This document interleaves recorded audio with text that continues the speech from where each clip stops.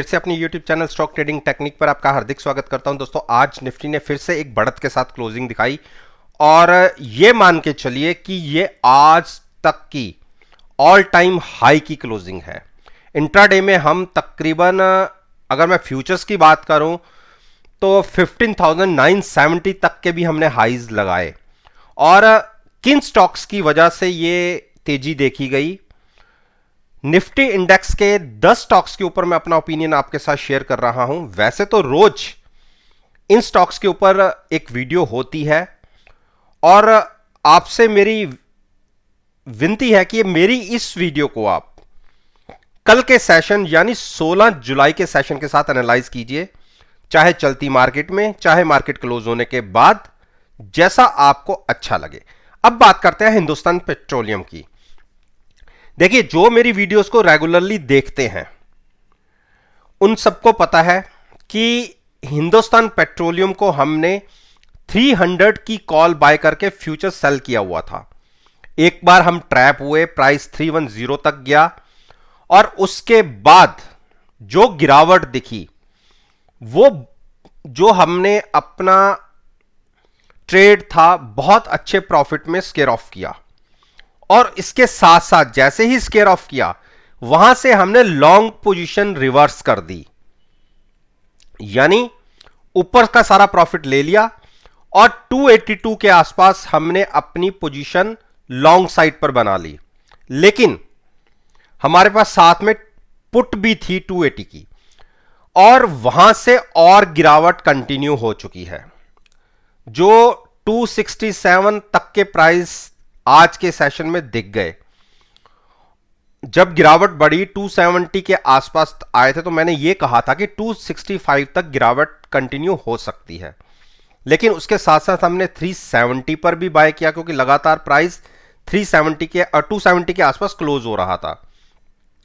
तो नीचे कई स्टेप्स के ऊपर हमारी लॉन्ग पोजीशन बनी हुई है, लेकिन पोजीशन सारी हेज है, कोई अनलिमिटेड लॉस वाली बात नहीं है। अब जो पोजीशन हमने 282 पर लॉन्ग बनाई थी और साथ में पुट बाई थी, उस पुट का जो प्रॉफिट आ रहा है उसको एक बार हम लॉन्ग करेंगे। आप सभी जानते हैं कि अगर ऑप्शन को बाय करके चलें, फ्यूचर्स को तो हम कैरी फॉरवर्ड कर सकते हैं, लेकिन पुट का प्रीमियम अगर डिके हो जाता है तो उसको हम कैरी फॉरवर्ड नहीं कर सकते। वो एक तरीके से आपको फ्रेश नई बाई करनी होती है। तो इसमें प्रीमियम प्लस प्रॉफिट, हमें इस ट्रेड के अंदर पुट के अंदर मिल रहा है। तो हमारा यह मानना है कि अगर 265 के आसपास की पुट कल अगर गिरावट के आसपास भी खुलता है, वो हम एक बार बाय करेंगे और ट्रेड को लॉन्ग साइड पर एज इट इज कंटिन्यू करेंगे फ्यूचर्स को।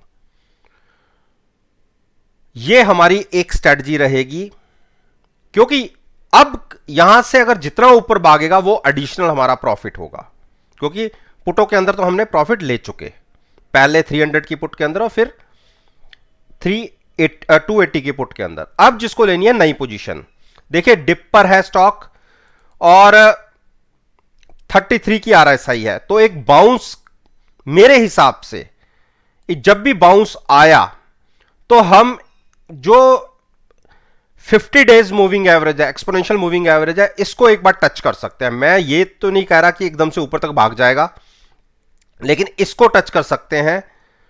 और अभी ये गैप फिल होना भी बाकी है। अब ये गैप कब फिल होता है, इस महीने होता है, अगले महीने होता है, ये अलग बात है, लेकिन ये गैप भी फिल होगा और प्राइस ऊपर तक जाएगा। तो इस स्ट्रेटजी के साथ हम पोजीशन को होल्ड कर रहे हैं। जिसको पोजीशन नहीं लेनी है, वो कहां लॉन्ग साइड पर लेना चाहता है, वो खुद डिसाइड करे, लेकिन मेरे हिसाब से अच्छा प्राइस है। डिप पर आपको ऊपर से तकरीबन 50 पॉइंट्स नीचे स्टॉक मिल रहा है। आईटीसी, देखिए आईटीसी ने आज के दिन में देखिए क्या हाई लगाए थे, 209 तक की मैंने अपनी ट्रेड के अंदर बात की हुई है कि जिस दिन इसने ब्रेकआउट दिया एक अच्छा प्राइस क्रॉस कर देगा। और 209 की तो मैंने कई बार बात करी है और 205 पर हम लॉन्ग करके बैठे हुए हैं, जबकि प्राइस 201 तक भी बाद में मिला। और जिसको नया ट्रेड लेना था, मैंने यह कहा था कि एक बार 204 205 क्रॉस हो जाए और क्लोजिंग मिल जाए तो आप लॉन्ग जा सकते हैं। बहुत अच्छी क्लोजिंग मिली है। 207 एक हर्डल है, क्रॉस होते ही हम 209 देख सकते हैं। और अगर 210 के ऊपर क्लोजिंग मिल जाती है तो आप जो रिसेंटली हाई देखे थे आपने 218 220 के, वो आप देख लेंगे। तो अच्छे प्रॉफिट आपको कल ही मिल सकता है। अगर पॉजिटिव ओपन हुआ 207 के ऊपर हुआ तो एक शॉर्ट कवरिंग रैली इस स्टॉक को 210 के ऊपर क्रॉस कर देगी। 212 और 215 तक के टारगेट तो इजीली आपको देखने को मिल जाएंगे। अच्छा ब्रेकआउट हुआ है और वॉल्यूम्स भी नॉर्मल से देखिए दोनों दिन लगातार ज्यादा हो रहे हैं, तो इसीलिए अब हम स्टॉक के अंदर प्रॉफिट में आ चुके हैं। और जिन्होंने नीचे से बनाया हुआ है वो तो काफी प्रॉफिट में बैठे हुए हैं, लेकिन हम 205 पर लॉन्ग थे। क्लोजिंग मिली है 207 के आसपास की, 206.40 के आसपास की मिली है। तो कल की मूव एक अच्छी मूव हो सकती है अगर पॉजिटिव ओपन हुआ तो। हिंडाल्को ने देखिए आज 403 के टारगेट लगा दिए और हमने पहले जो नीचे से पोजीशन बनाई थी 365 से और उसके बाद यहां से बनाई थी 375 से, उन पोजीशंस को हमने 390 के आसपास यहां से एग्जिट कर लिया था। उसके बाद हम इतने दिनों से कोई इसके अंदर ट्रेड नहीं ले रहे, हम गिरावट का वेट कर रहे हैं।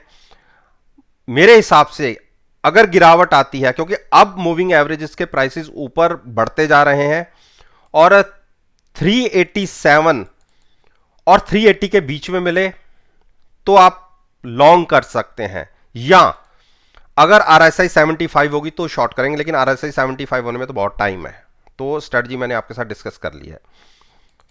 डॉक्टर रेड्डी ने देखिए आज वही लो लगाया जो कल के सेशन का भी लो था 5368 के आसपास का। वॉल्यूम्स बहुत कम है, अभी स्टॉक को लॉन्ग मत करिए। देखिए अगर आप 2 दिन की मार्केट की मूव को देखेंगे तो 200 पॉइंट्स की ज्यादा की मूव हमें निफ्टी ने दिखाई है, लेकिन दोनों दिन ये स्टॉक तकरीबन एक तरफ से गिरावट के साथ ही क्लोज हुआ है। आज हम मान लें कि 14 पॉइंट्स के आसपास की एक तेजी दिखी है, लेकिन 5400-5500 की वैल्यू वाला स्टॉक अगर 14 रुपए चल के गेन करके बंद भी हुआ तो कोई तेजी नहीं है। तो मेरे हिसाब से देखिए मैंने आपसे अपनी पिछली तमाम वीडियोस में बोला कि 5400 और 5300 के बीच में मिले तो लॉन्ग कर लीजिएगा, और बीच बनता है 5350 का प्राइस। वो आपके ऊपर डिपेंड करता है कि आपने इसको कहां लॉन्ग करना है। लेकिन अगर एक गिरावट और आती है और 5320-30 के आसपास मिलता है तो मैं एक लॉन्ग पोजीशन क्रिएट करना पसंद करूंगा। उस केस में फ्यूचर्स बाय करूंगा और साथ में पुट बाय करूंगा।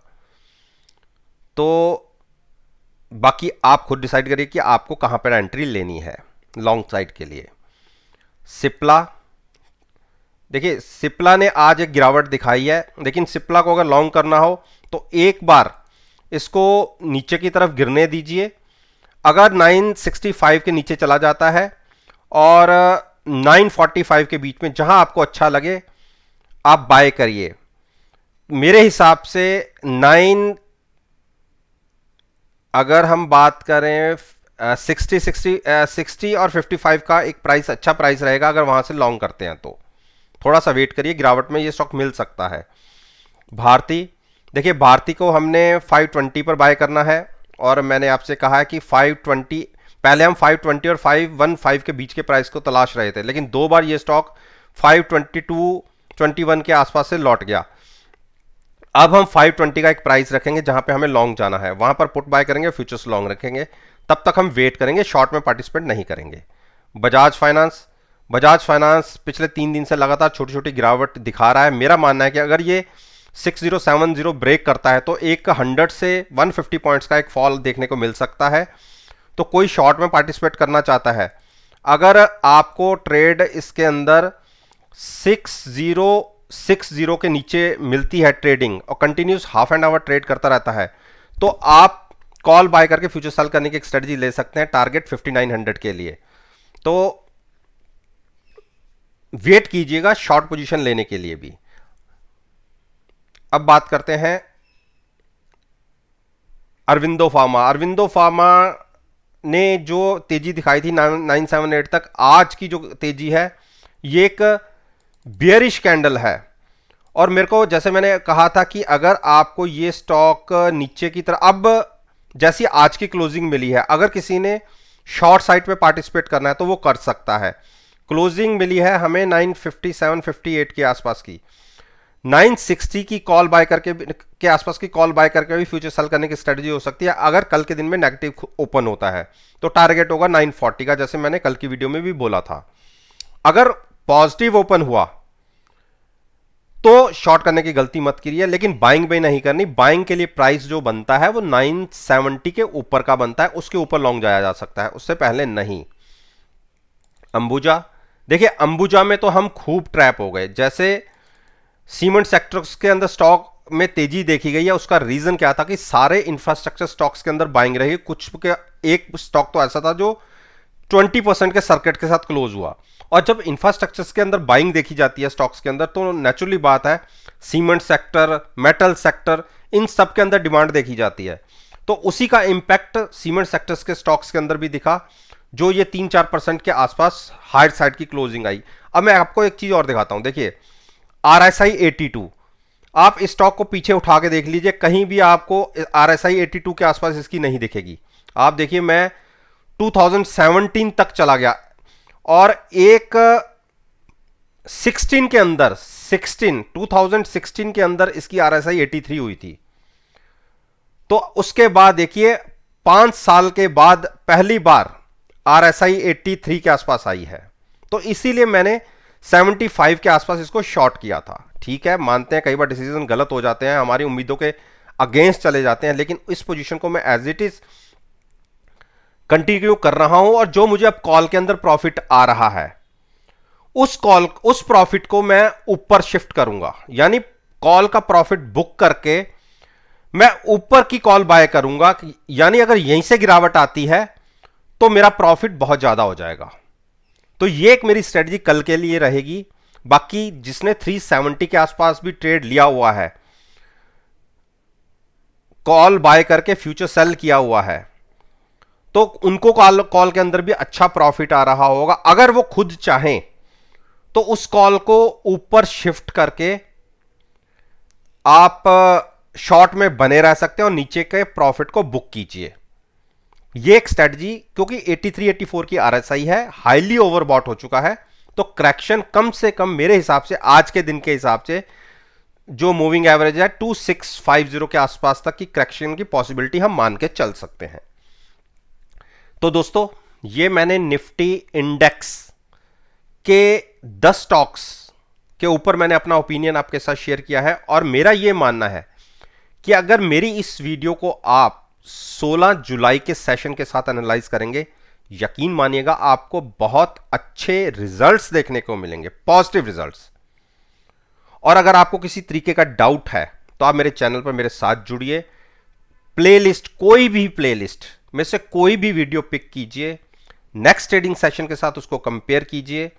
डाटा सारा का सारा NSE की साइट पर अवेलेबल है, आप खुद कंपेयर कीजिए और कमेंट बॉक्स में लिखकर मुझे बताइए कि कहां पर मुझे सुधार की जरूरत है, या कोई आप सजेशन देना चाहते हैं तो बिल्कुल आप कमेंट बॉक्स में लिखकर मुझसे पूछ सकते हैं।